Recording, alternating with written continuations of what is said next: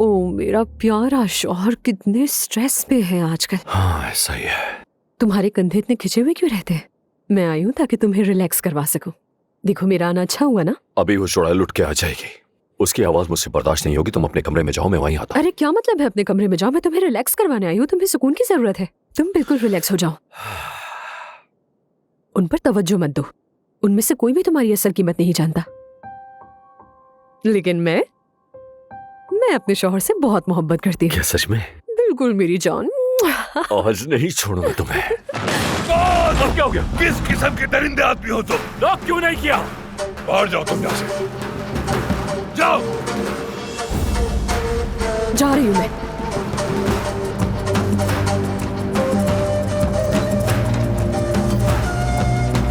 क्या कह रहे हो तुम यहाँ? दरिंदे, लानत हो तुम पर। तुम्हें क्या लगा था मुझे कुछ पता नहीं चलेगा? वो बेचारी मदद मांगने आई थी, तुमने हद कर दी, हद कर दी। तुमने उस लड़की के साथ क्या किया? वो इस वक्त आईसीयू में है और इस वक्त अपनी जिंदगी की आखिरी सांसें ले रही है। कैसे कर सकते हो तुम ये? कैसे? हाथ हटाओ जल्दी, बड़ा भाई हूँ तुम्हारा। दुआ करो वो जिंदा रहे, अगर मर गई तो मैं खुद तुम्हें पुलिस के हवाले करूंगा।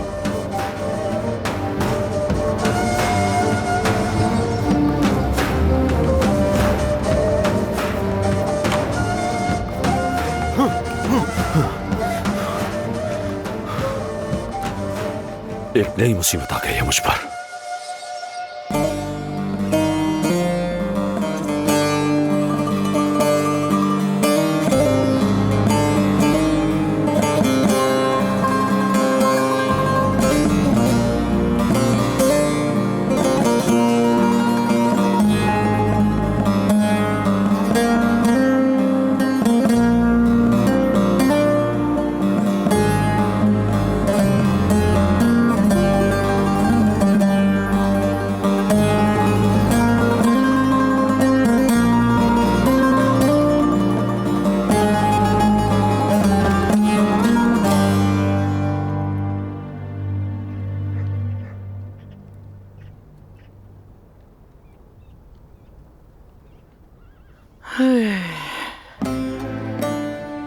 ये जिंदगी तो सबके साथ ही बहुत जालिम है।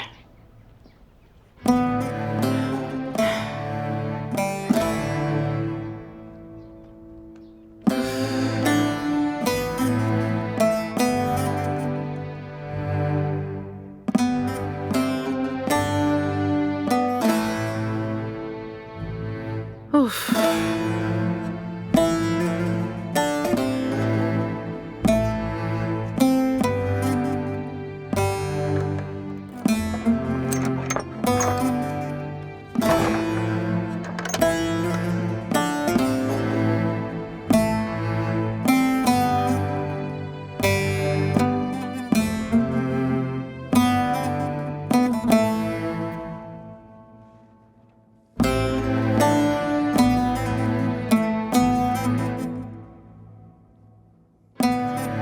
बैठो बेटी बैठो।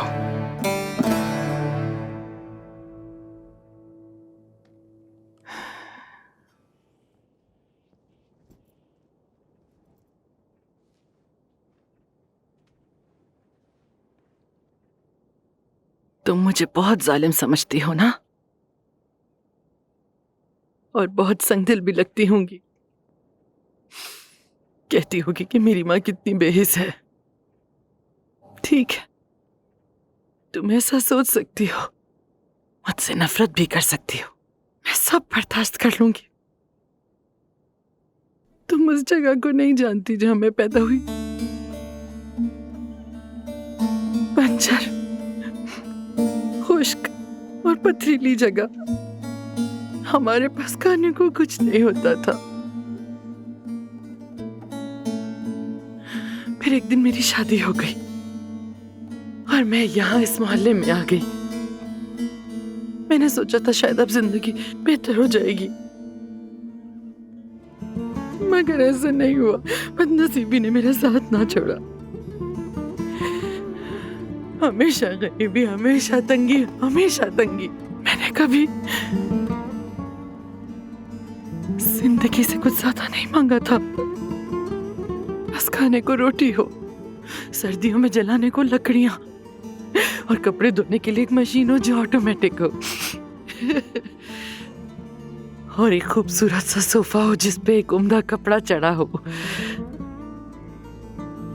इससे ज्यादा जिंदगी से कुछ नहीं मांगा मेरी बच्ची। ज़मरुद, मेरी प्यारी बेटी, मेरी खूबसूरत बच्ची, हमें एक मौका मिला है, उसे साया मत होने दो। चलो मुझे छोड़ दो। सुंबल के बारे में सोचो जरा, बाबा के बारे में सोचो, अपनी बहन मलिहा के बारे में सोचो। मेरे बारे में ना सोचो, लेकिन इन सबको इस गुर्बत वाली जिंदगी से बचा लो। ऐसा मौका दोबारा कभी नहीं मिलेगा तुम्हें। जाओ और आदिल साहब को हाँ कह दो, ठीक है ना बेटी? इससे पहले कि देर हो जाए। एक दिन तुम आईने में देखोगी और पाओगे कि तुम भी मेरी तरह बूढ़ी हो चुकी हो।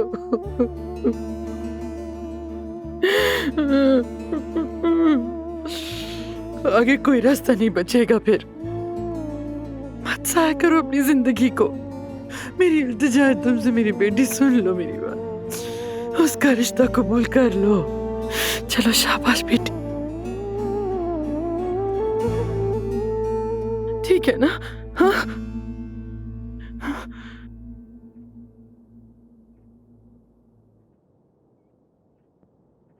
ये नामुमकिन है। क्यों? बस कह दिया ना, मुमकिन नहीं है बिल्कुल। लेकिन क्यों? नहीं पूछे, खुदा के लिए अम्मी, बस ये याद रखें, आदिल से मेरी शादी कभी नहीं हो सकती। नहीं करूंगी अम्मी, किसी सूरत नहीं। क्यों आखिर तुम इतनी जिद्दी?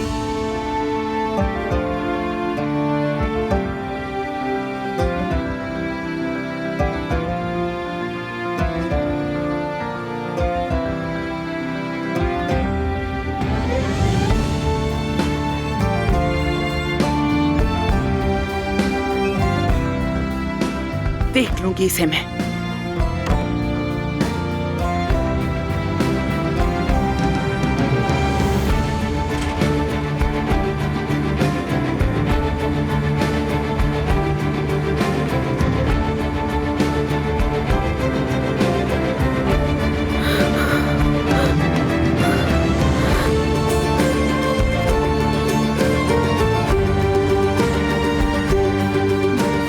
हेलो, फौरन मन्नत वाले दरख्त के पास आओ, मुझे तुमसे बात करनी है।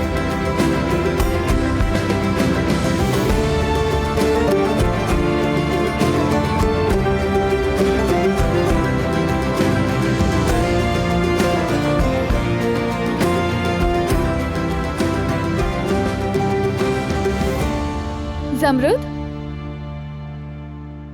तुम ठीक हो? बता दिया ना तुमने अम्मी को। क्यों किया कुलसुम? किस लिए? किस लिए? मैंने तुम्हारी भलाई के लिए किया। मेरी भलाई के लिए किया तुमने? मेरी भलाई के लिए किया कुलसुम? तुमने आग में झोंक दिया मुझे, तुमने जला के राख कर दिया। मेरे साथ क्या हुआ है तुम जानती हो? क्या तुमने वो सब झेला जो मैंने झेला? मैं अम्मी को कैसे बताऊं कि आदिल साहब की भतीजे से मुझे मोहब्बत थी? कैसे बताऊं? अम्मी को कैसे बताऊं कि अदनान से मोहब्बत करती थी मैं?